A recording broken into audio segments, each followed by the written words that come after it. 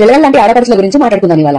ఎట్లయితే జలగలు మనల్ని పట్టుకుని రక్తాన్ని పీలుస్తా ఉంటాయో, కొంతమంది ఆడపడుచులు కూడా అంతే, పుట్టింటిని పట్టుకుని ఆ పుట్టింటి సొమ్ముని తింటనే ఉంటాయి. అయితే తల్లిదండ్రులను పెట్టాలి, లేకపోతే అన్నదమ్ములను పెట్టాలి, లేకపోతే వీళ్ళకి ప్రాణం చల్లబడదు. బ్రతికినన్ని రోజులు పుట్టింటి నుంచి ఏంట వస్తుంది, పుట్టింటి వాళ్ళు ఏం పెడుతున్నారు, గిరే ఉంటది వీళ్ళకి. ఇంకా వీళ్ళ కోసమని కాదు, వీళ్ళ పిల్లల చదువులకి, వీళ్ళ పిల్లల దావతులకి, వీళ్ళ పిల్లల స్కూల్ ఫీజులకి, వీళ్ళ పిల్లలు పెంచడానికి ప్రతి దానికి పుట్టింటి నుంచి ఆశిస్తారు. వీళ్ళ మొగుడికి ఎంత ఎక్కువ జీతం ఉన్నా, వీళ్ళ అత్తింటి ఎంత మంచి ఆస్తి ఉన్నా, వీళ్ళకి అన్ని అవసరం లేదన్నమాట. వీళ్ళ మోటో ఒకటే, పుట్టింటి నుంచి ఎంత సాధ్యమైతే అంత పైసలు గుంజాలి. అన్నదమ్ముల నుంచి పైసలు గుంజే ఆడపడుచులకు ఒక క్వశ్చన్ చేస్తున్నా, మీ అన్న గాని మీ తమ్ముడు గాని సంపాదించింది మొత్తం మీ బొందలకి పోతే పాపం వాళ్ళ పిల్లల ఫ్యూచర్ తోడు పెట్టే పైసలు నీ మొగుడు వచ్చి పెట్టరా? ఒకవేళ పెట్టా అంటే పెట్టనిస్తావు. పోనీ మంచితనానికి పోయి నీ అన్ననో నీ తమ్ముడో సంపాదించింది మొత్తం నీకు దారవేయాలని చూసినా సరే నువ్వు ఆపాలే. వద్దన్నా, నీ కూడా పిల్లలు ఉన్నారు, నీ కూడా పెళ్ళం ఉంది, నీ కూడా ఒక సంసారం ఉంది, వాటి కోసం నువ్వు పైసలు దాచుకోవాలని చెప్పాలి. చెప్పవు, పైసలు వస్తున్నాయి కదా చాలు మనకి కదా.